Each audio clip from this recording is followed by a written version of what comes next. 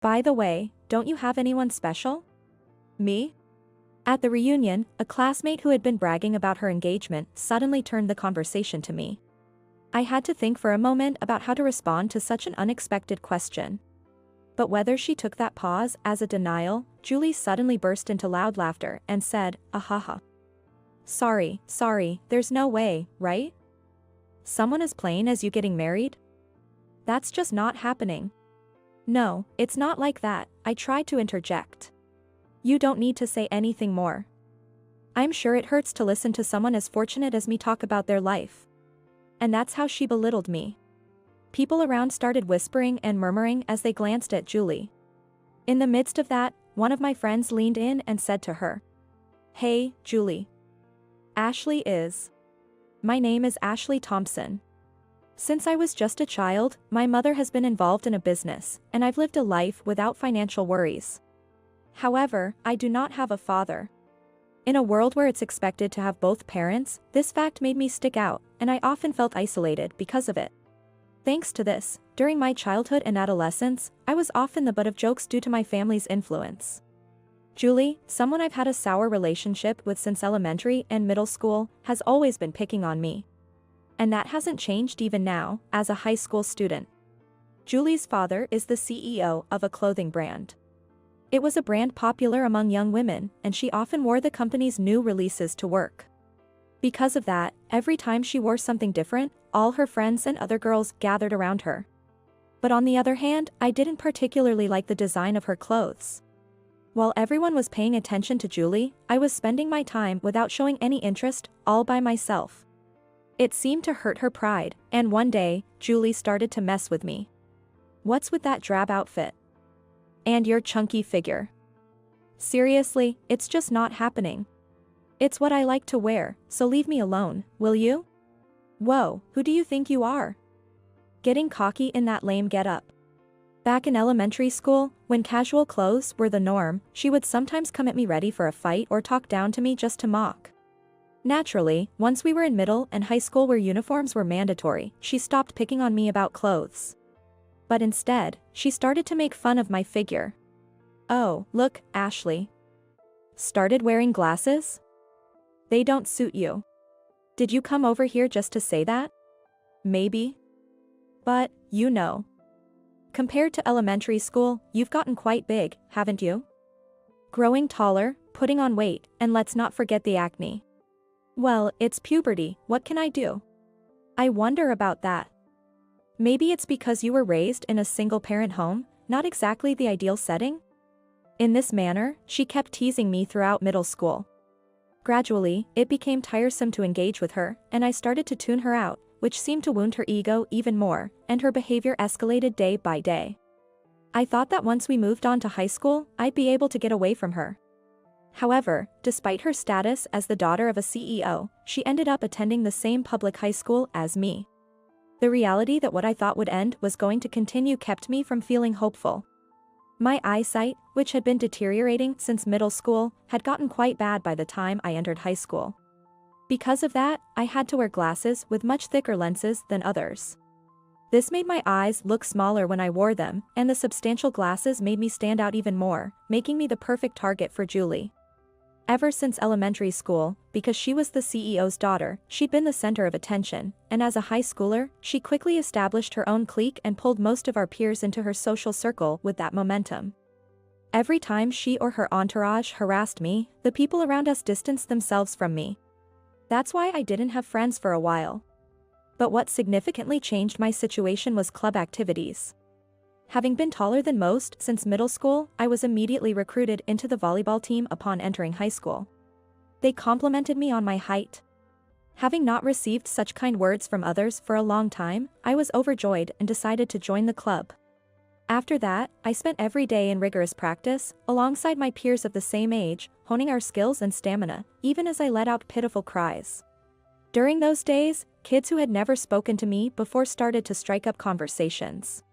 "Ashley, I always thought you were a much tougher person," one said. Why? "Well, you know, you always dress so seriously compared to others. And unlike Julie, you wear your uniform by the book, so it felt hard to just chat with you casually. Is that so? Yeah. But as we trained together and shared meals, I realized that you're actually friendly and easy to talk to. I hope we can keep being friends from here on out. Of course. The feeling is mutual. Centered around the friends I made in the volleyball club, my circle gradually expanded. Having often been alone before, Julie used to pick on me a lot, but recently, since I'm usually with someone, my everyday life has become somewhat more peaceful. Additionally, the extra weight on my body that Julie had always mocked since middle school slowly got trimmed down thanks to the tough training, giving her less reason to tease me. After graduating from high school, Julie and I drifted apart. Thinking that we would end up at the same college, I deliberately chose a university out of state, and I managed to get in. As a college student, I joined a club and enjoyed my time with people at my age, all the while dedicating myself to my studies and part-time job. College life without her flew by, and before I knew it, I had joined the ranks of busy working adults. For a while, as an adult, I couldn't forget about Julie. But even unpleasant memories fade over time. Then one day, a phone call from my mom brought back those intense feelings from the past. Ashley? It's been a while, it's your mom. How have you been lately? Yeah. Work's been going well, and I'm building some good relationships. Oh, that's wonderful. Oh, by the way, there's a letter here for you about a high school reunion. Really? I guess enough time has passed since graduation. It wouldn't be strange to have one by now. As I spoke with my mom on the phone, I reminisced about the friends and events from my high school days. Naturally, Julie crossed my mind as well. Got it. I'll come by to pick up the letter soon, Mom. Oh, really? Then I'll make sure to have lots of your favorite chicken thigh stew waiting for you. Thanks, Mom. But don't overdo it, okay? It wasn't long before I went back to my parents' house. As I entered the house, the familiar aroma of chicken thigh stew and my mom's smiling face greeted me. Welcome home, Ashley. Hi, Mom. Here you go, this is that letter I mentioned over the phone. And, it's a bit early for dinner, but would you like a little nibble of the stew? Oh, thanks. But I'll look forward to the stew later. I entered the room I used to call my own and sat down at the study desk that was still there. I opened the envelope of the letter. Inside was an invitation with the date and participation fee for the reunion. Also enclosed was a small piece of paper with an email address for confirming attendance. To be honest, I wasn't thrilled about the idea of seeing Julie, who used to give me a hard time, but the thought of reuniting with friends from the most fulfilling time of my life got me excited. So, I immediately emailed my RSVP to the address. I wonder how everyone's doing. But more than that, I'm kinda curious about what kind of person Julie has become now. I found myself murmuring these thoughts while staring at the reunion invitation, not really reading it, just reminiscing. The day of the reunion. I was thrilled about meeting up with old friends. Everyone had changed so much, they had become more mature, some had learned makeup skills, turning into beauties beyond recognition. When all the attendees were gathered, the first thing we did was catch up on each other's lives, sharing laughs and fond memories. But during that, a cheer suddenly erupted from the middle of the venue. Something happened? Who knows? We went over to see what was going on. There she was, Julie, the last person I wanted to see again. She was showing off a lavish dress and flaunting a ring on her finger to everyone, bragging about her fiancé. This ring is from Cartier, cost $30,000. He bought it for me as an engagement ring. People, men and women alike, were asking her all sorts of questions. How's married life? How much do you guys save? What's the food like? It was like watching commoners and nobility. Shallow questions being thrown around and proudly answered. To be honest, it seemed pretty comical to me. Just the other day, we went on a date on his cruiser. I still remember the view we had perfectly. Where do you live now? I live in all sorts of places. In mansions with big yards, in villas surrounded by nature. I live wherever I want. And soon, I'll be living on the top floor of a high-rise. You can see the fireworks from the summer festival, the sea, and the view is just incredible. Julie seemed to be quite intoxicated with her current lavish lifestyle. The people around her who were listening to her stories were cheering at the dreamlike tales. I was completely turned off and walked away. Look at this. This is my fiancé. Then she showed everyone the photo on her cell phone, which perhaps explained why I heard exclamations like, "He's so handsome," and "What a hunk." I'm jealous. After a while, I was enjoying the meal prepared for the class reunion with my high school friends. While looking around at everyone, we were in the midst of conversations like, "We've all grown up, haven't we?" when I accidentally made eye contact with Julie, who had everyone's attention. She smirked and walked over to where I was. "It's been a while, hasn't it? I recognized you right away. You haven't changed a bit. You seem a bit thinner, though. Are you having a hard time? Huh, are you okay?" Her immediate jab at me was just like old times. Her comment seemed to chill the air for a moment, but my friends, trying to be considerate, said, "Julie, we heard you got married. Congratulations." Then Julie, proudly showing off her ring, started bragging again. "Yes, that's right. He's a business owner, wealthy, and he treats me like a princess. He's my dream guy." She was so caught up in her own world, not giving a second thought to me, and kept going on and on about herself. The others started to frown with inconvenience at her endless chatter. When the reactions around her seemed to fade, Julie, as if suddenly remembering, looked at me and brought me into the conversation. "By the way, do you have someone special?" Me? Caught off guard, I hesitated. Perhaps taking my pause as a denial, Julie burst into loud laughter. "Ahaha. Sorry, there's no way, right? A plain Jane like you couldn't possibly get married." "No, it's not like that, but..." "There's no need to say more. Just listening to a fortunate person like me must be painful for you," she said, demeaning me further. One of my friends tried to interject. "Hey, Julie, you know, Ashley is..." But Julie wasn't showing any signs of listening. When you think about it, still wearing those thick glasses and frumpy clothes. Taller than most guys, too. Nobody would want to marry someone like that, Julie continued, laughing crudely. That was too much for me, and I felt my anger rise. So, because she lacked the class to match her looks, I stood up to counter her argument. But at that moment, someone put their arm around my shoulder from behind. Startled, I jumped, but the scent of the cologne told me who it was. That calmed the anger I had just felt, and a warm sense of relief washed over me. "Talking about my wife like that, huh?" the man behind me said. "Jason." I looked up at his face as if gazing at the ceiling. The man who towered over me, even though I was said to be taller than most guys, was none other than Jason Thompson, a man famed for being the most handsome in our high school. After graduating from college and entering the workforce, he became the president of a clothing company, and now he frequently appears in the media. He was famous back in high school and even more so as an adult, with many people knowing who he is. What did you say just now?" My friend asked him to repeat himself. Jason replied calmly. I was just saying how much you were talking about my wife." At his words, everyone around us gasped in unison. "What?" with big voices, bombarding us with questions like, "No way, when did you guys get married?" Or, for that matter, "When did you start dating?" I had heard you were married, but to think it was Jason. The most handsome guy in our grade married someone from the same year? That's a shocker. Amidst the buzz, Jason lightly tapped my shoulder. Turning to look at him, he had a big grin and said contentedly, "The prank was a total success, huh?" Then I turned to the crowd and shared with them. "Me and Ashley, we've been together since high school.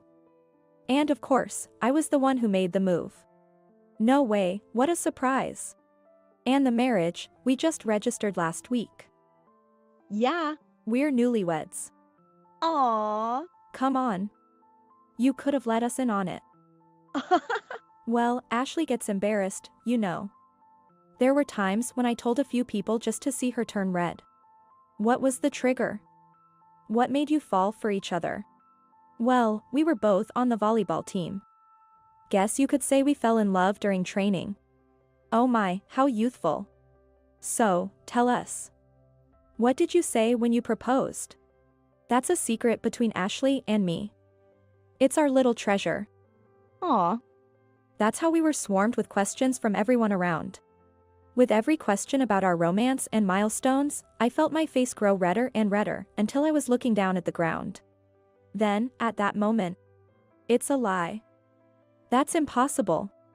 Julie, who had completely lost the attention of the crowd to Jason, was beet red and shouting. The lively atmosphere was gone in an instant, replaced by silence. And everyone's gaze shifted to Julie. Jason marrying Ashley? With someone as gloomy and unattractive as her? Enough with the lies, please. They're not a match at all. Had I been told such things while we were dating, I would have undoubtedly been hurt. But now, it didn't affect me at all. Jason listened to Julie's hysterical rant with nods and murmurs of agreement. Then he said in a breezy tone, "Well, Yeah. I guess you're right. The only good things about me are my looks, height, and bank account. I never imagined that Ashley could fall for someone like me. Back when only the shallowest girls, who were just looking at the surface, came my way, I was really fed up." But the look in Jason's eyes at that moment was ice cold. Disgust, anger, sadness, pity. His eyes were cold, sensing all that negativity. After seeing that look in his eyes, Julie began to choke on her words, and eventually, she couldn't say anything at all. As if to deliver the coup de grace, he said, "And to think that someone would call my wife ugly. Are you blind or something?" snatching my glasses away in a swift motion. "Ah." I couldn't help but exclaim, initially chasing after my glasses with my eyes, but I quickly realized that everyone was staring at me. Having worn glasses in public for so long, that moment without them was incredibly nerve-wracking for me.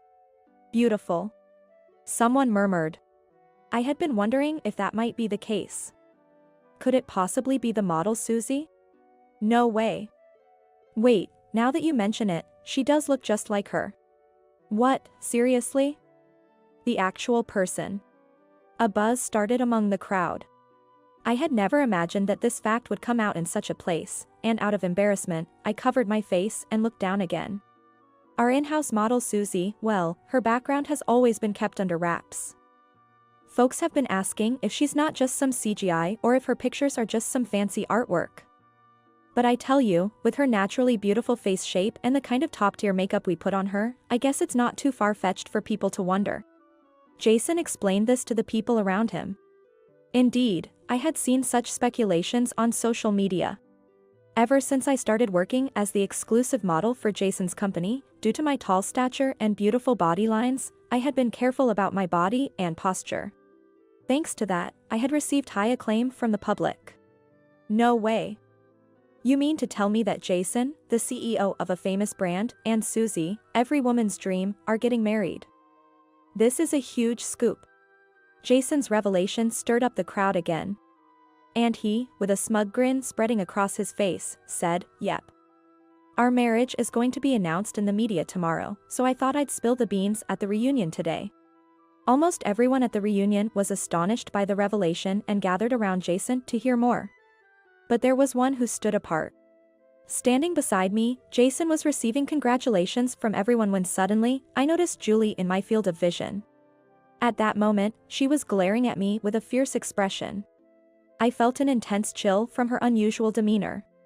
The day after the reunion, our marriage was announced to the media, and for a while, it remained a hot topic on the morning shows. My husband and I would check out those programs when we watched TV together, just to see what the public had to say. Even during our time together as a couple, I couldn't forget the expression Julie had shown me. Is something wrong? Could it be about Julie? Yeah. You know, at the reunion, when everyone was gathering around you. That's when I saw Julie glaring at me with such a harsh look, and I just can't seem to shake it. After saying this, Jason gently stroked my head before putting his arm around my shoulder and pulling me close. Do you think I did something to deserve such resentment? The scenes played back in my mind. I could vividly see Julie, showing off her belongings and laughing proudly. Maybe she was envious of you, Ashley. Envious of me? But she seemed much wealthier and happier, didn't she? People have things that others might not even realize they want. You probably had something that Julie envied without knowing it. Is that so? It's hard to say. But you know, I've learned something since becoming a CEO. It's that people need certain emotional nutrients in their lives. If they lack love, they seek it out. If their desire for recognition isn't met, they find ways to fulfill it. Harassment often comes from those who are vulnerable, trying to fill a gap within themselves, a complex in their heart. It's not excusable, though. Jason.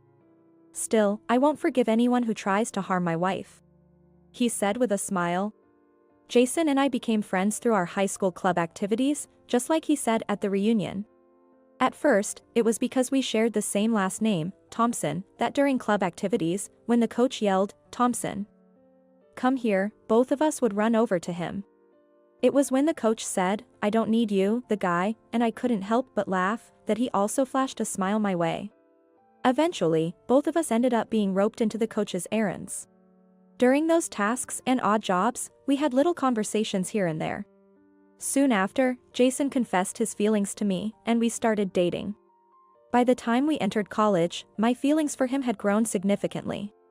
Because of that, both in high school and after entering college, I felt anxious about his charm that attracted other girls, and I was jealous of them. Even so, Jason was always devoted to me. That made me see him as my one and only, leading us to marriage. A few days later, Jason and I, having been too busy with our respective jobs to go out, finally went for a meal to celebrate our wedding anniversary. We didn't go anywhere too fancy but chose a restaurant that we both liked. On our way back, we passed by a certain bar. It was then that Jason suggested, how about we stop by one more place?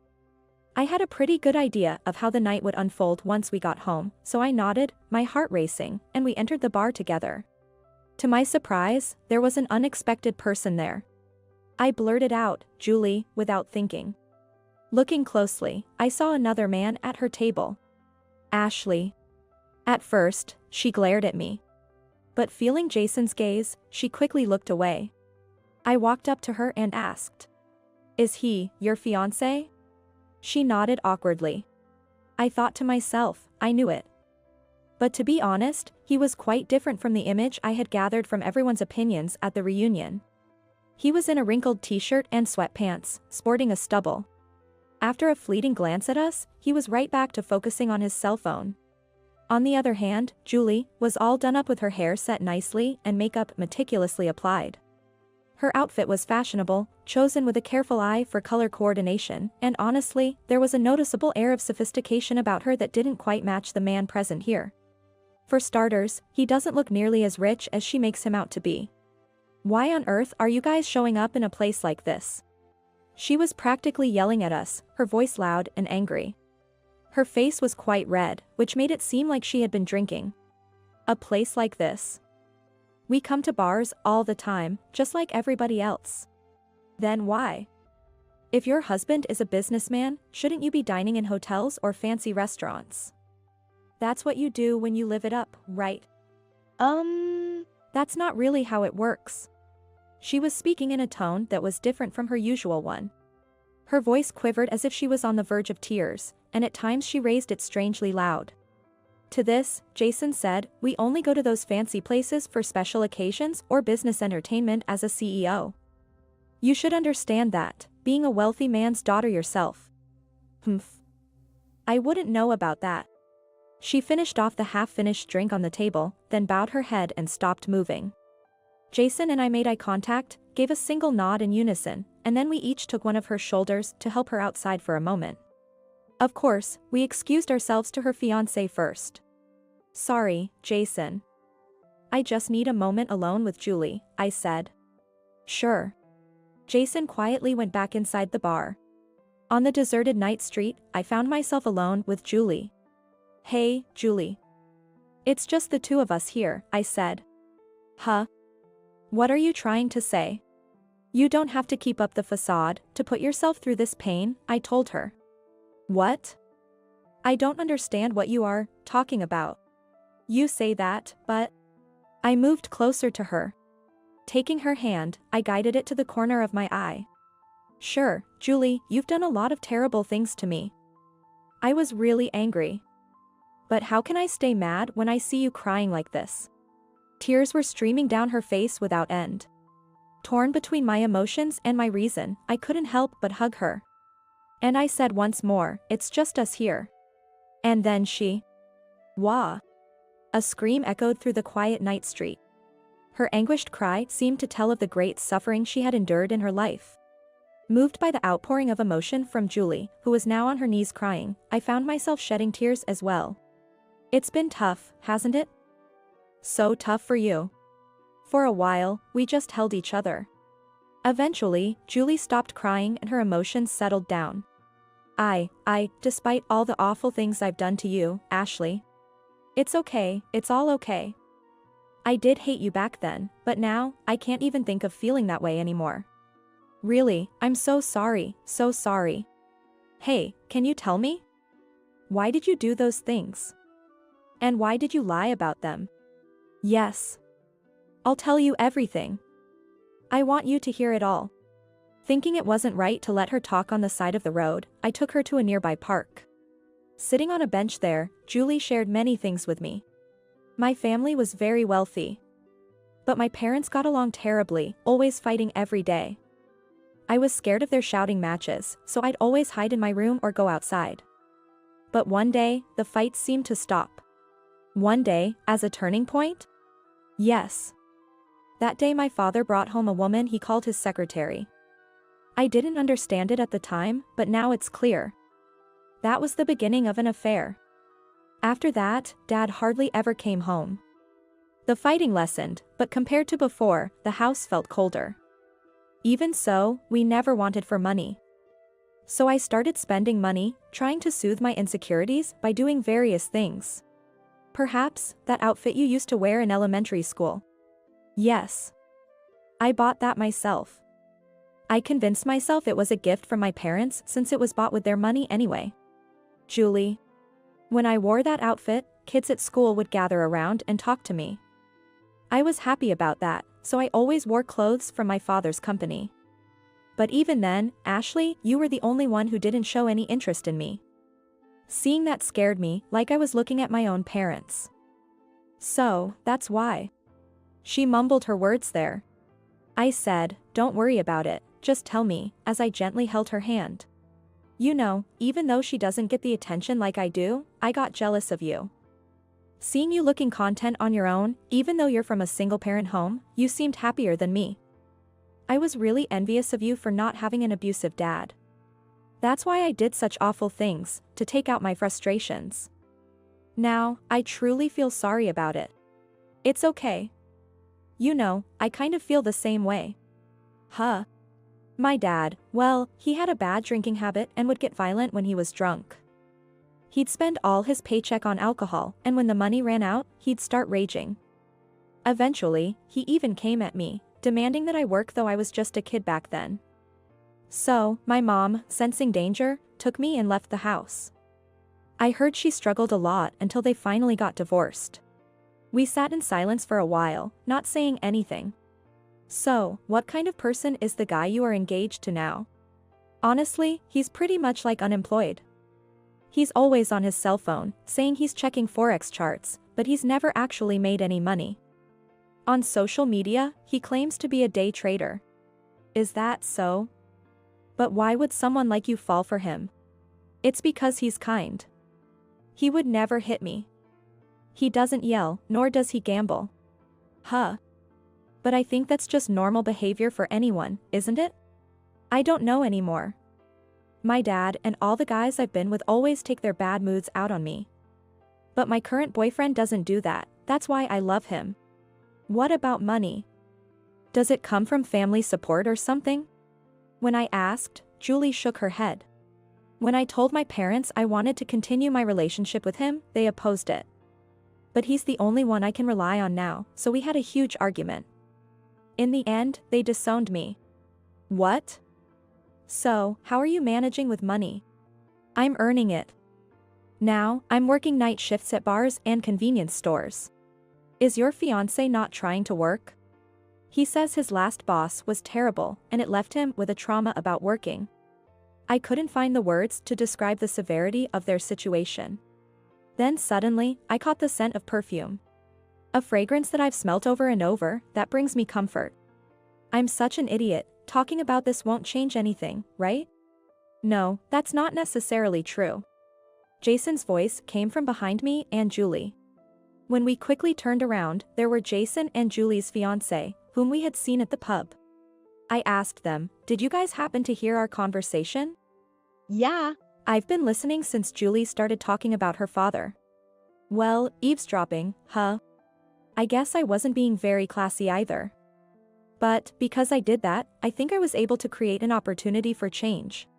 Jason looked at the man and nodded. The man stood in front of Julie, who was sitting on the bench. Julie, I'm sorry. It seems I've been too dependent on you. Julie didn't say anything, just quietly looking down.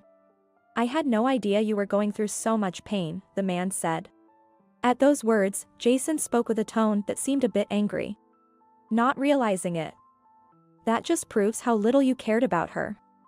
You just thought of her as a convenient girl or a cash cow, didn't you? No. That's not true. Then you'd understand that you need to change your behavior, wouldn't you? You never considered where the money you were using came from. The hardships she went through to earn it for you. You spent your days half-heartedly studying and not achieving anything.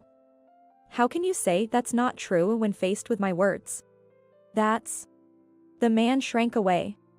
But at the same time, he clenched his fists tightly and said with genuine frustration, "You're right. I've lived with a naive mindset until now. I always said I wanted to do better, but in the end, To this, Jason asked, "So, what will you do?" Just then, Julie, who had been looking down, raised her face to look at him. Seeing the tired expression on her face, the man's own expression grew firm, and a look of determination appeared in his eyes. "I'll work. To no longer burden Julie, I'll find a job and study for my certification at the same time. No more half measures. For our life together, first, I'll find a job." Humph. Is that so? Jason, seeing the man's newfound resolve, handed him a business card. "I would have been mad if you kept playing the tragic hero. Seems like there's no need for that now. FX trading, for instance, only succeeds for those who seriously continue to study economics. If you're going to rely on that, you need to put in more effort than someone with a regular job. Either way, it's a thorny path.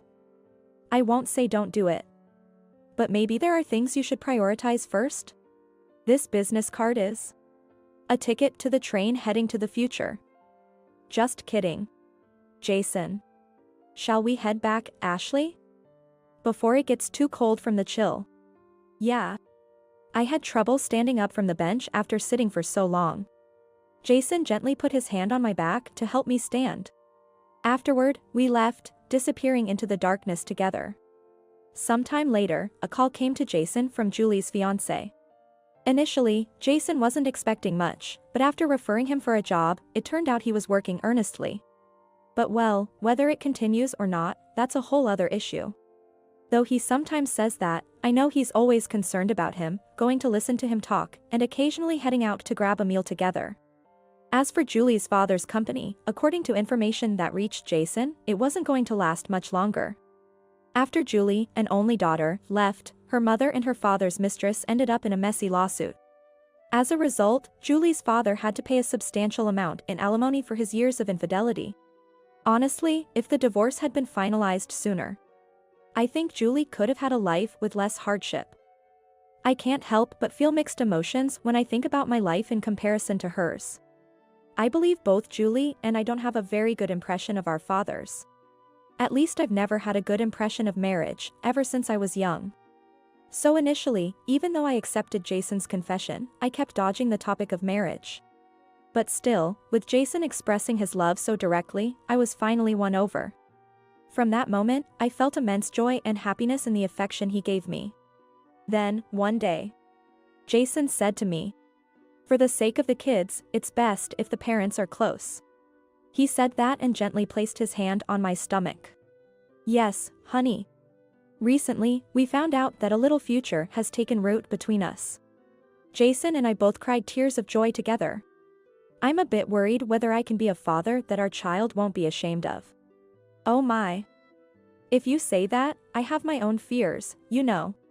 Then, let's work hard together to be good parents, shall we? Yes, indeed. No one is born a bad person. It's by adapting to the harsh environments that are thrust upon us that our hearts get twisted, leading us all to walk down a not-so-good path in life, I think. Long ago, and then, on that day, by seeing the mean side of Julie and her vulnerable side, I was able to come to hold such a view. Still, hurting someone else is never excusable, no matter what. However, as a person who knows pain, I've resolved to not forget the kindness that allows for stepping forward when it counts. Because I feel that by doing so, I can increase the things that I can forgive, even if just by one.